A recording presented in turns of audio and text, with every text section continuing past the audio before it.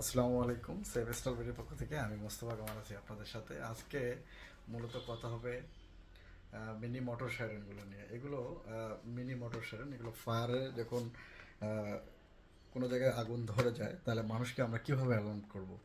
এই ছোটো ছোটো মিনি ফায়ার এক্সটিংগুইশার বা মিনি ফায়ার মোটর মোটর সাইরেনগুলো দিয়ে আমরা কিন্তু মানুষকে কনসার্স করতে পারবো বা সতর্ক করতে পারবো যে এখানে আগুন লেগে গেছে। এটা সাউন্ড হয় আর কি, এটা সুইচের মাধ্যমে চালানো করা হবে এবং বৈদ্যুতিকভাবে চলে। এই প্রোডাক্টগুলো